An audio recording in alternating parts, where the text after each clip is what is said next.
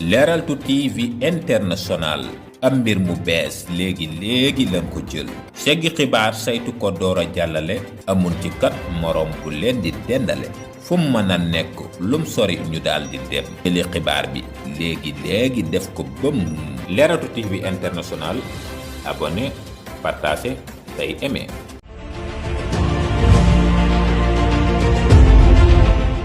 Chers compatriotes, Guinéennes et Guinéens, en cette veille du Nouvel An, je m'adresse à vous non seulement comme président de parti, mais également comme un citoyen, fils de ce pays dont le destin est intimement lié au vôtre.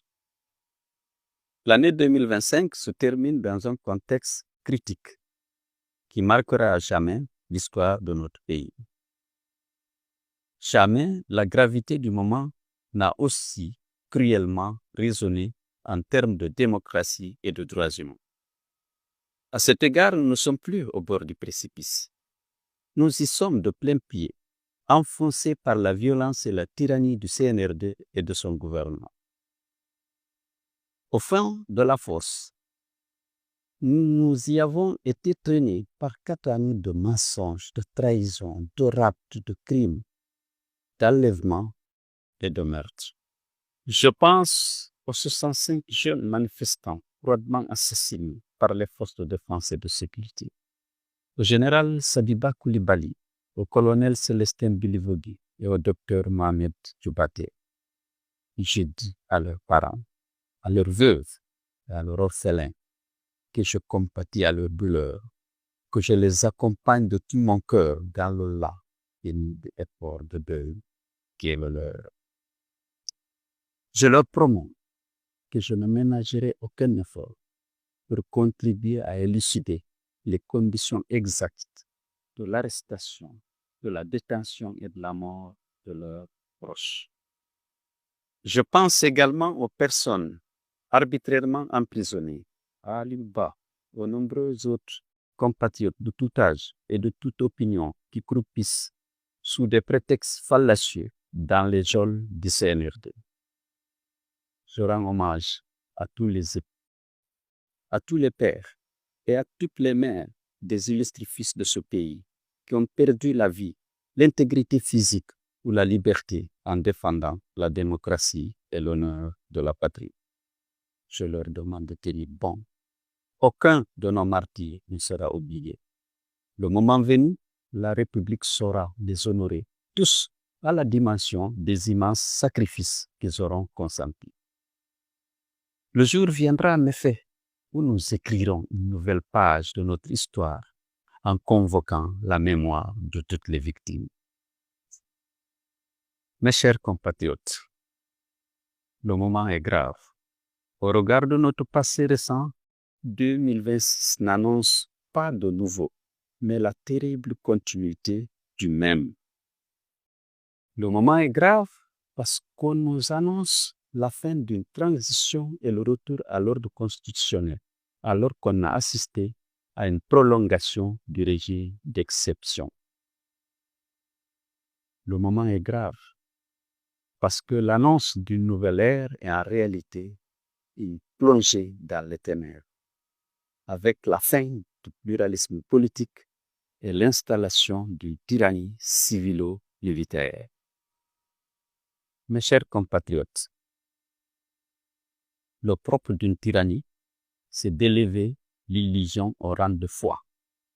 Nous avons été témoins d'une accélération des illusions cette année 2025. Le programme Simandouf est un miroir aux alouettes. Jusqu'à ce jour, les autorités refusent de publier les conventions avec nos partenaires dans le projet. Que nous cache-t-elle? La transparence et la loyauté envers le peuple commandent de rendre publiques toutes les conventions conformément au code minier et à nos engagements par rapport à l'ITE. Si l'on sait que notre participation dans le capital des sociétés impliquées dans l'exploitation de nos minerais est de 15%, et donc notre part de bénéfice aussi, l'on ignore tout du régime fiscal applicable à ces sociétés et les raisons pour lesquelles la construction d'un port à eau profonde à Moribaya a été abandonnée. Le peuple a le droit de savoir où vont ces ressources et comment l'argent public est utilisé. Si nous ne nous levons pas, bientôt toutes les richesses nationales seront bradées et hypothéquées à cause d'une gestion patrimoniale de l'État et de la course effrénée à l'enrichissement personnel des dirigeants. La crise que notre pays traverse n'est pas seulement politique ou économique, elle est aussi morale. Une crise où nos valeurs sont bafouées, nos symboles affaiblis et où la confiance entre les institutions et les citoyens est profondément brisée. Même une partie de l'élite disposant de bonnes informations et de capacités d'analyse indéniables n'a pas échappé à la corruption et à l'intimidation du pouvoir pour s'ériger très souvent en défenseurs chevronnés de la mauvaise gouvernance, des meurtres, des disparitions forcées, des privations de liberté et même du parjure. Mes chers compatriotes, après le coup d'État par les armes du 5 septembre 2021, nous venons d'assister à un coup d'État par les urnes ce 28 décembre 2025. Heureusement, l'UFDG ainsi que les autres acteurs des forces vives de Guinée n'y ont pas participé, ni directement ni indirectement. Ils avaient demandé à la population de ne pas s'associer à cette mascarade dont le seul objectif était de donner un semblant de légitimité à une confiscation programmée du pouvoir par la junte. Nous nous réjouissons de constater que notre message a été largement entendu et suivi. Nous savons que les autorités ne manqueront pas de proclamer des résultats qui n'auront aucun rapport avec la vérité des urnes. Elles ne se priveront pas d'accroître démesurément les taux de participation et les votes favorables à leurs candidats.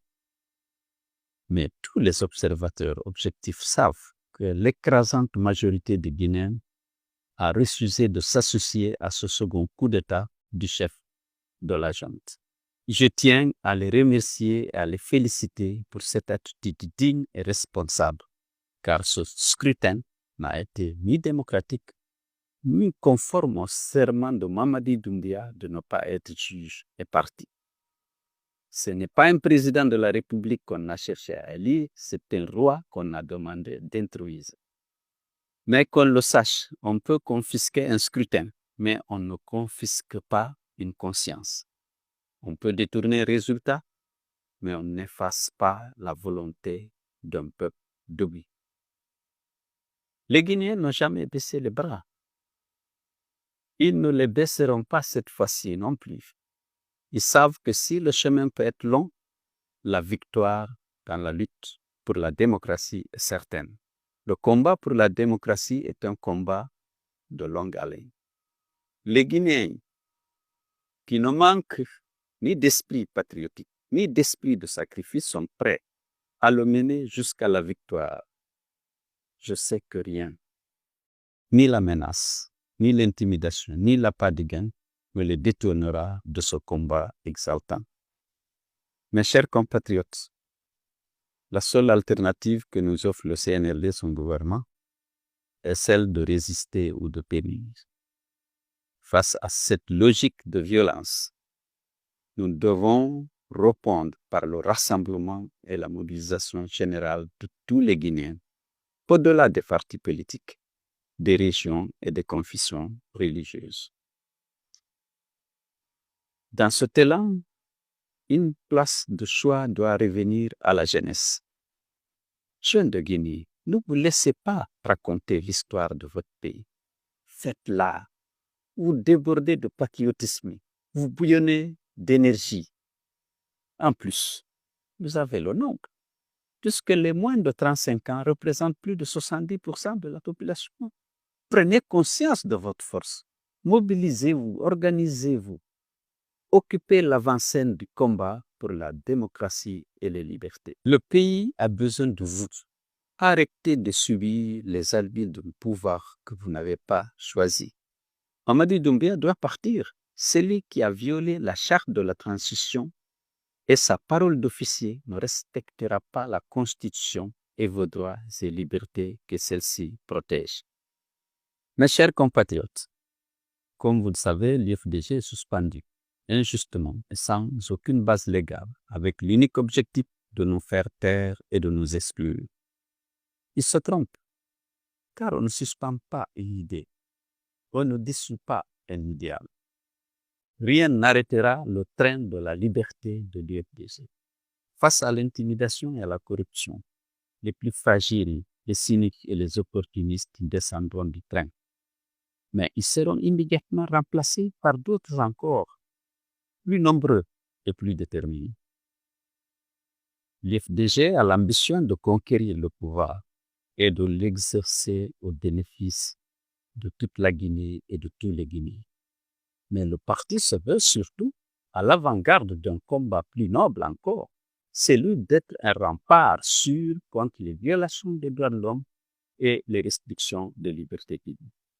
C'est pourquoi il ne peut se prêter à la compromission ni servir de caution à la tyrannie. Je félicite ces militants, hommes et femmes, de toutes les générations, de toutes les catégories sociales, restés fidèles à l'idéal démocratique et qui, malgré toutes les manœuvres de déstabilisation, restent mobilisés et déterminés à défendre le parti et ses idéaux. Qu'un groupuscule, même armé, ne pourra avoir raison de la souveraineté populaire et de la volonté de la majorité. À toutes et à tous, je souhaite du fond du cœur bonne et heureuse année 2026. Qu'elle soit pour vous tous l'occasion d'améliorer sensiblement vos conditions de vie et de faire prospérer vos entreprises et vos projets. Qu'elle soit pour vous une année de bonne santé, de progrès et de réconfort. Vive la République! Vive la démocratie et vive la Guinée, libre, fière et indivisible.